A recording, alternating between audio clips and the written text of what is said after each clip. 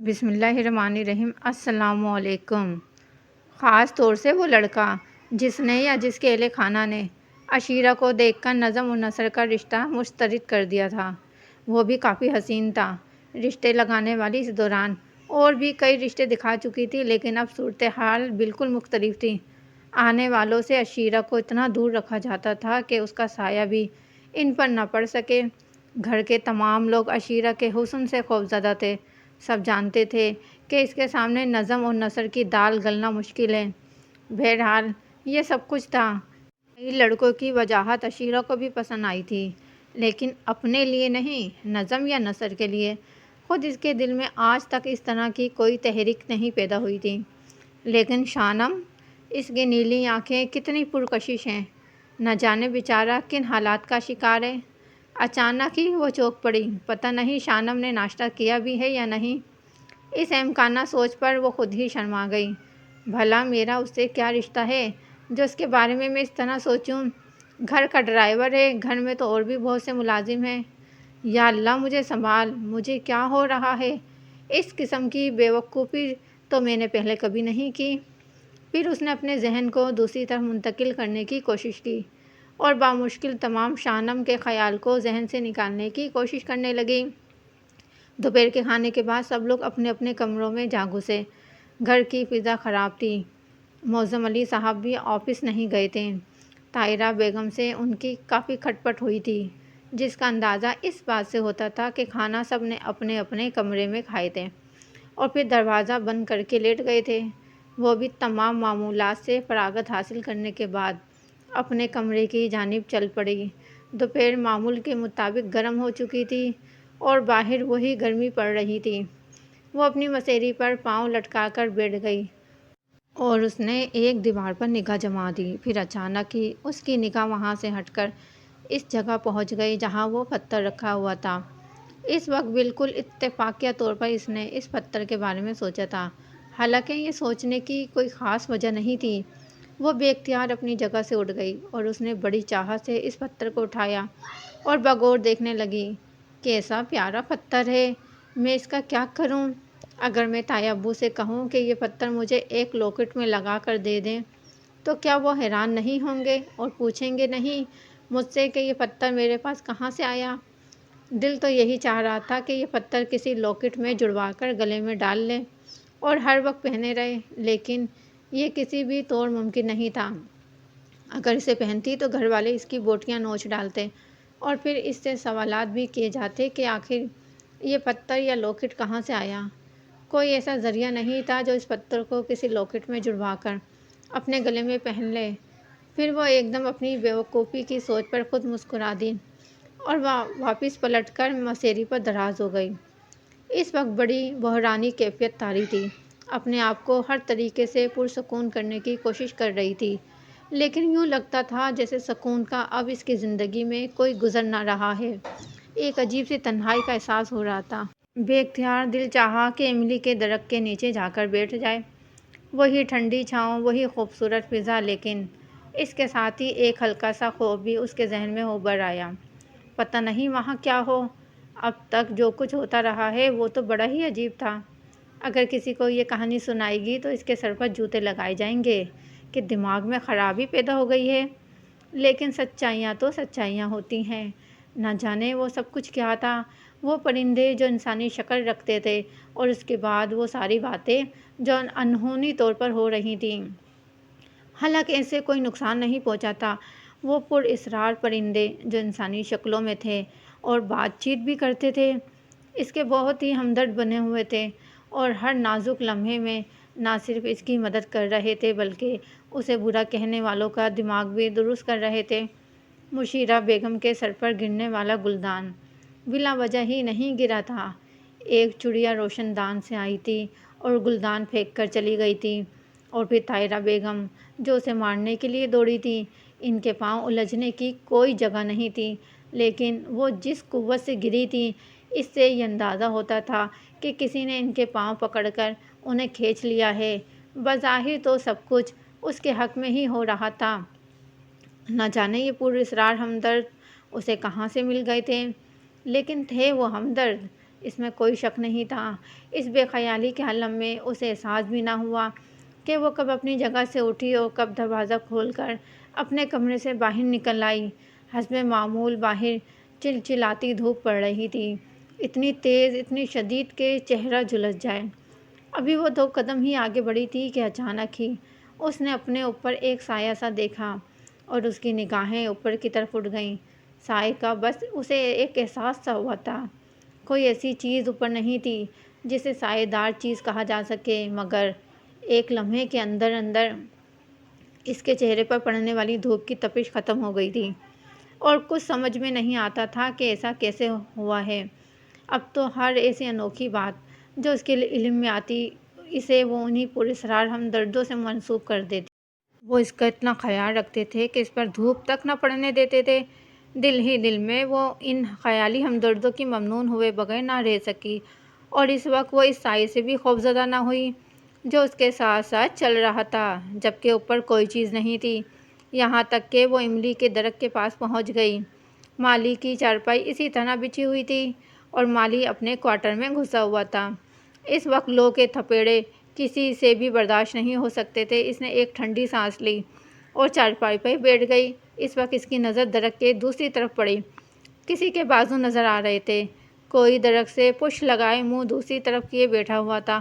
شاید مالی ہے، اس نے دل ہی دل میں سوچا۔ پتہ نہیں مالی بابا آج کیسے درخت کے نیچے آ بیٹھا ہے، ورنہ اس چلچلاتی دھوپ میں تو گھر کے سارے ہی ملازم اپنے اپنے کوارٹر میں ہوا کرتے تھے۔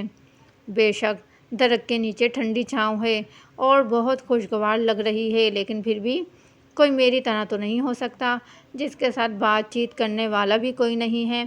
اس نے سوچا کہ تھوڑی سی مالی بابا ہی سے باتیں کی جائیں۔ چنانچہ اس نے بڑے نرم لہجے میں پکارا، مالی بابا! دوسری طرف بیٹھا ہوا آدمی جلدی سے اٹھ کر اس کے سامنے آ گیا اور عشیرہ کا دل زور سے دھڑک اٹھا۔ وہ مالی بابا نہیں بلکہ شانم تھا۔ آپ؟ اس کے منہ سے سرسراتی ہوئی آواز نکلی۔ جی مالکن، معافی چاہتا ہوں، میں یہاں چھاؤں میں بیٹھا تھا، اس نے معذرت آمیز لہجے میں کہا۔ اس کی آنکھیں عشیرہ پر جمی ہوئی تھیں اور ان نیلی آنکھوں سے محبت کے دیے پھوٹ رہے تھے۔ اجنبی مردوں سے ہم کلام ہونے کا عشیرہ کو شاذ و نادر ہی اتفاق ہوا تھا، اس لیے اس کی پیشانی عرق آلود ہو گئی اور بدستور عشیرہ کو دیکھتا رہا۔ پھر اس نے کہا، آپ کو تکلیف ہو رہی ہے، میں چلا جاؤں؟ عشیرہ کے منہ سے اب بھی کوئی آواز نہیں نکل سکی۔ اس نے پھر کہا، اصل میں کوارٹر کی چھت تپ رہی تھی، اس لیے میں درخت کے نیچے آ گیا۔ میں جا رہا ہوں، آپ اطمینان سے بیٹھیں۔ اس نے واپسی کے لیے قدم بڑھائے تو عشیرہ بے اختیار بول اٹھی، ارے نہیں، سنو میری بات سنو، بیٹھ جاؤ۔ کیا حرج ہے؟ نہ جانے یہ الفاظ اس نے کس طرح ادا کیے تھے۔ اسے خود اس پر حیرت ہوئی تھی کہ وہ اس طرح بے اختیار کیوں ہو گئی۔ شکریہ مالکن۔ وہ رکا اور پھر واپس پلٹ کر اسی جگہ بیٹھ گیا۔ عشیرہ وحشت زدہ نگاہوں سے ادھر ادھر دیکھ رہی تھی۔ اسے کچھ سمجھ نہیں آ رہا تھا۔ پھر اچانک ہی اسے اپنی بے وقوفی پر غصہ آنے لگا۔ یہ کیا امکانہ حرکت کر رہی ہوں میں، گھر کا ملازم ہے، یہ بات میں اچھی طرح جانتی ہوں، پتہ نہیں میرے اندر یہ کیفیت کیوں پیدا ہو گئی۔ وہ خاموشی سے عشیرہ کو دیکھ رہا تھا۔ عشیرہ جلدی سے بولی، میں عشیرہ ہوں، عشیرہ، میں جانتا ہوں، اس نے بدستور محبت بھرے لہجے میں کہا۔ عشیرہ کی سمجھ میں نہیں آ رہا تھا کہ وہ اس سے کیا بات کرے۔ بس جو منہ میں آ رہا تھا الٹا سیدھا کہے جا رہی تھی۔ کہنے لگی، تم نے کھانا کھا لیا؟ وہ مدھم سی مسکراہٹ کے ساتھ بولا، مجھے نہیں معلوم کہ یہاں کھانا کون دیتا ہے۔ ارے او، اس کا مطلب ہے تم ابھی تک بھوکے ہو۔ عشیرہ کو اپنے اندر ایک ہلکی سی بے چینی کا احساس ہوا۔ میرے لیے کوئی نئی بات نہیں ہے مالکن، کافی عرصے سے بے روزگار ہوں، اکثر دوپہر کا کھانا کم ہی ملتا ہے۔ اب چونکہ بڑے مالک نے مجھے نوکری پر رکھ لیا ہے اور کھانے کپڑے کی بات بھی کی ہے تنخواہ کے علاوہ، اس لیے اب مجھے کھانا مل جایا کرے گا۔ عشیرہ کا دل ہمدردی سے دھڑک اٹھا۔ اسے اس کی یہ بات بڑی درد بھری لگی تھی۔ وہ بے اختیار بولی، نہیں، میرا مطلب ہے آؤ آؤ، میں بہت شرمندہ ہوں، آؤ، برائے کرم میرے ساتھ آؤ۔ کہاں؟ وہ گھبرائے ہوئے لہجے میں بولا، آؤ، میں بہت شرمندہ ہوں، آ جاؤ۔ آپ کہاں تکلیف کریں گی مالکن؟ میں مالکن نہیں ہوں، تم بار بار مجھے مالکن کہہ رہے ہو۔ میں تمہیں اپنا نام بتا چکی ہوں، میرا نام عشیرہ ہے، اور بس آؤ، تم آتے کیوں نہیں؟ عشیرہ کو اس کی بھوک کا شدید احساس ہو رہا تھا۔ جی۔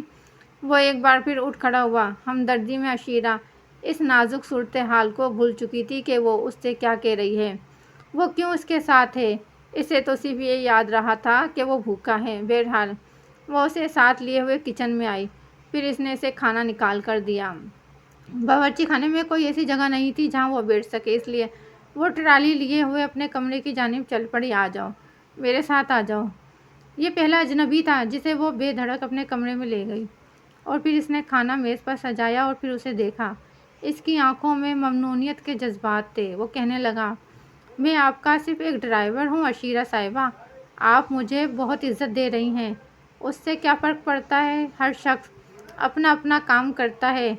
آپ کو میرے بارے میں نہیں معلوم کہ میں یہاں کیا کرتی ہوں۔ چلیے برائے کرم کھانا کھائیے۔ مگر کھانا تو آپ نے بھی نہیں کھایا ہے، وہ بولا، اور عشیرہ چونک کر اسے دیکھنے لگی۔ آپ کو کیسے معلوم؟ بہت سی باتیں ایسی ہوتی ہیں جو دل سے شروع ہو کر دل پر ختم ہو جاتی ہیں۔ میرا مطلب ہے، وہ ایک دم بوکھلا سا گیا۔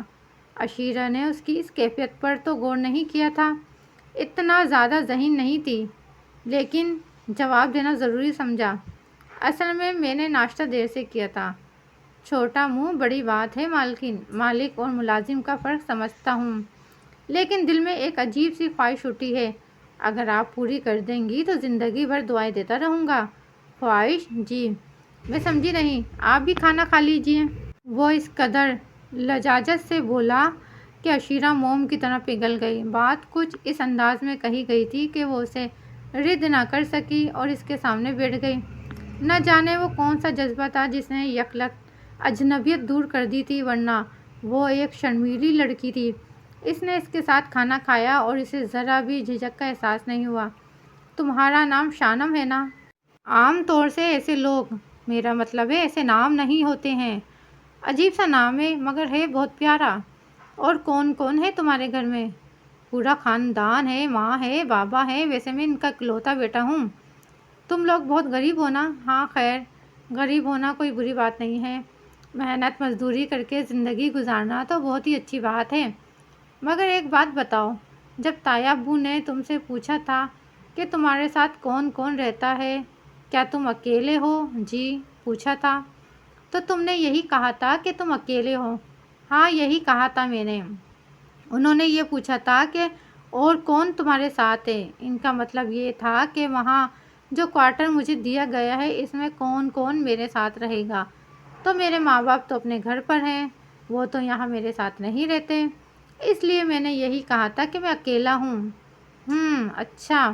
باہر کوئی کھٹکا سا سنائی دیا تو عشیرہ اس طرح چونک کر چاروں طرف دیکھنے لگی جیسے اب تک اسے یہ احساس ہی نہ ہو کہ وہ کیا کر بیٹھی ہے، کون اس کے ساتھ ہے، کیا کر رہی ہے وہ۔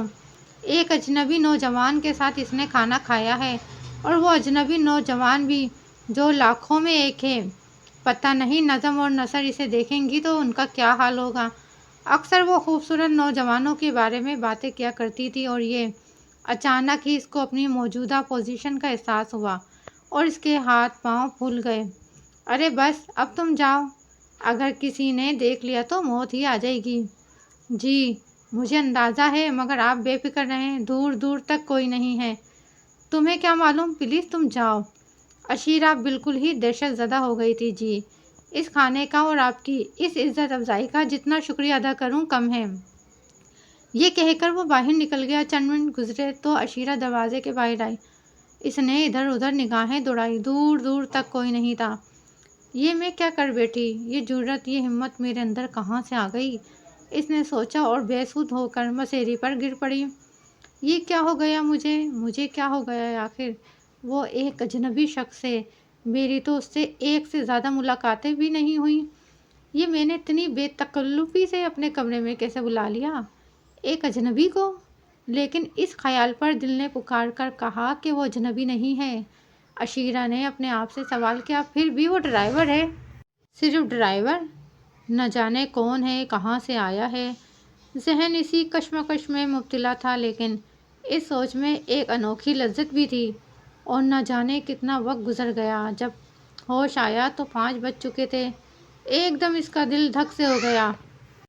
صبح بے شک بچ گئی تھی، لیکن اب شامت زیادہ دور نہیں تھی۔ ہانپتی کانپتی باورچی خانے پہنچی تو ٹرالی سجی ہوئی تھی۔ اس پر ہر چیز موجود تھی۔ چائے بالکل تیار تھی۔ کیتلی کی ٹوٹی سے بھاپ کی ایک لکیر اٹھ کر فضا میں بلند ہو رہی تھی۔ وہ آنکھیں بند کر کے دیوار سے ٹک گئی۔ میرے معبود، میرے معبود، یہ سب کیا ہے؟ یہ سب کیا ہے؟ میرے انوکھے خواب، جنہیں میں خواب نہیں کہہ سکتی، وہ کون ہے جو میرے لیے یہ سب کچھ کرتا ہے؟ میرے اللہ، میں کس منہ سے تیرا شکر ادا کروں؟ بار بار میری جان سولی پر سے بچ جاتی ہے۔ وہ لوگ تو مجھے زندہ دفن کر دیں، دشمن ہی دشمن بکھرے ہوئے ہیں چاروں طرف، لیکن یہ جو کچھ ہو رہا ہے یہ کیا ہے؟ وہ ٹرالی دھکیلتی ہوئی باورچی خانے سے نکل آئی۔ ناشتے کے کمرے میں سبھی موجود تھے۔ مشیرہ خالو کو بھی صبح سے کھانے کو کچھ نہیں ملا تھا، اس لیے وہ اپنی تکلیف کو بھول کر فوراً ہی ٹرالی کی طرف متوجہ ہو گئی۔ عشیرہ نے ان کے لیے چائے نکالی اور اس وقت اس میں نمک ڈالنا نہ بھولی۔ پھر اس کی پہلی رات اب تک کی تمام راتوں سے مختلف گزری۔ اس کے ذہن میں بار بار شانم کا چہرہ آ جاتا تھا۔ شانم کے انداز میں کتنی اپنائیت تھی، اس سے کس محبت سے مجھ سے بات کر رہا تھا۔ کیسا خوبصورت سا نوجوان ہے، نک سک سے درست، بہترین جسامت کا مالک، کہتا ہے اس کے سبھی لوگ موجود ہیں۔ بیچارہ اتنا غریب ہے، ماں باپ بھی غربت میں زندگی گزار رہے ہوں گے۔ بہرحال آدھی رات تک وہ اس کے بارے میں سوچتی رہی۔ پھر رات گزر گئی اور اس کے بعد دن۔ سب لوگ شانم سے بہت خوش تھے۔ بڑا ہنسمکھ نوجوان تھا۔ نظم اور نثر کی آنکھوں کو وہ دیکھ چکی تھی۔ جب بھی وہ سامنے آتا تھا وہ دونوں خسر پسر کرنے لگتی۔ البتہ یہی شکر تھا کہ ان کا نظریہ ذرا مختلف تھا۔ وہ انسان کو صرف شکل و صورت سے ہی نہیں بلکہ اس کی حیثیت اور دولت کے ترازو میں تولتی تھی، اور اس لحاظ سے یہ ڈرائیور ان دونوں کے لیے بالکل بے مقصد چیز تھا۔ اس کے بارے میں وہ یہ ضرور کہہ سکتی تھی کہ وہ ایک خوبصورت نوجوان ہے۔ پتہ نہیں اس کا ماضی کیا ہے۔ یہ بات تو کتنی بار ہی عشیرہ کے ذہن میں بھی آئی تھی، لیکن اس نے کبھی اس سے چھپ کر ملنے کی کوشش نہیں کی تھی۔ بہت سے مرحلے گزرتے رہے۔ عشیرہ کے نادیدہ ہمدرد اس کے ہر مسئلے میں اس کے لیے سامنے آ جاتے تھے، اور ایک خاص بات یہ بھی کہ اس دوران گھر کے تمام لوگوں کو عقل آ گئی تھی، اور انہوں نے یہ بات خاص طور سے محسوس کر لی تھی کہ اگر عشیرہ کو برا بھلا کہا جاتا ہے تو غیبی طور پر انہیں اس کی سزا مل جاتی ہے۔ اس سلسلے میں وہ باقاعدہ گفتگو بھی ہوئی تھی۔ مشیرہ بیگم نے کہا، یہ ہو کیا رہا ہے آخر اس گھر میں؟ کیا ہوا؟ خیریت مشیرہ باجی؟ میں اس لڑکی کے بارے میں سوچتی ہوں، پتہ نہیں، مجھے تو یوں لگا ہے جیسے اس پر کسی جن کا سایہ ہو گیا ہے۔ نکھرتی بھی جا رہی ہے اس کے خلاف۔ اگر ہم کوئی بھی کام کرتے ہیں تو ہمیں اس کی سزا مل جاتی ہے۔ معظم علی ہنسنے لگے۔ چلیے، اس طرح آپ لوگوں کے دل میں اس کے لیے نرمی تو پیدا ہوئی۔ خاک، نرمی پیدا ہوئی؟ یہ تو صرف ڈر ہے جو ہمارے دل میں بیٹھ گیا ہے، طاہرہ بیگم نے کہا۔ غرض یہ کہ شانم انتہائی بے باکی سے عشیرہ کے دل میں داخل ہو گیا تھا۔ دونوں نے ایک دوسرے سے اس موضوع پر کوئی بات نہیں کی تھی، لیکن عشیرہ کی بے چین آنکھیں اس کو تلاش کرتی رہتی تھیں، اور وہ طرح طرح سے عشیرہ کے سامنے آتا تھا۔ صاف ظاہر ہوتا تھا کہ وہ دونوں ایک دوسرے سے محبت کرنے لگے ہیں۔ اس کہانی کا اگلا حصہ نیکسٹ ویڈیو میں ملاحظہ کیجیے۔ اگر آپ نے چینل کو سبسکرائب نہیں کیا تو چینل کو سبسکرائب کر لیں تاکہ اسی طرح کی مزید اچھی سٹوری آپ کو سننے کو مل سکے، اور اپنا بہت سارا خیال رکھیے۔ اللہ حافظ۔